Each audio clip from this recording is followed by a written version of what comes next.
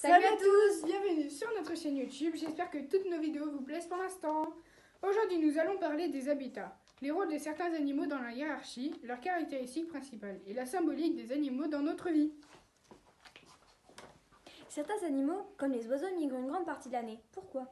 En France, pendant le printemps et l'été, les températures augmentent, il fait un peu plus chaud. Qu'en automne et en hiver, certains animaux, comme l'hirondelle, vont migrer pendant les périodes froides et vont revenir pour les périodes chaudes. C'est ce que l'on appelle la migration. Elles vont partir de France pour aller en Afrique, mais pourquoi ? Elles vont partir là-bas pour trouver un climat constant, donc chaud. Beaucoup de mammifères peuvent vivre dans les déserts, les forêts, les montagnes, les prairies, la savane, la jungle, etc.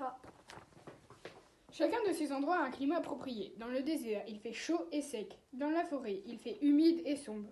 Dans les montagnes, il fait froid, glacial, venteux, etc.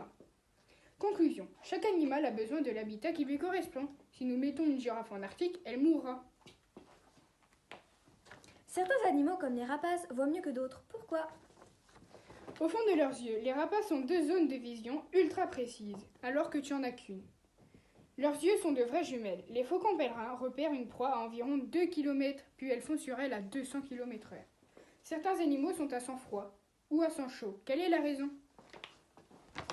Les animaux sont considérés à sang froid lorsqu'ils ne disposent pas d'un mécanisme interne permettant de réguler leur température corporelle. Ainsi, les reptiles, amphibiens, insectes et autres poissons dépendent uniquement de l'énergie solaire pour réchauffer leur corps.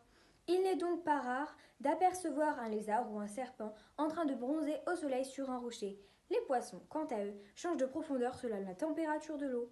Les animaux à sang chaud, que sont les mammifères dont les hommes et les oiseaux, sont quant à eux capables de réguler leur température corporelle et de faire évoluer leur propre chaleur sans l'aide extérieure du soleil, quel que soit leur environnement.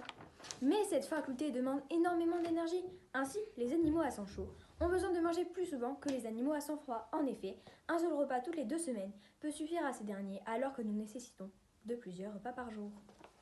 Symbolique des animaux. Le symbolisme des animaux concerne ce qui leur capacité à désigner, à signifier, voire à exercer une influence en tant que symbole.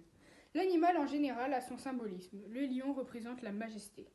Sous peine de délire ou d'arbitraire, la symbolique des animaux reste dans le cadre du règne animal et tient compte des caractéristiques de l'animal. Il est vivant, il respire, il a de la mobilité, il est sensible, il se reproduit, etc. À bientôt.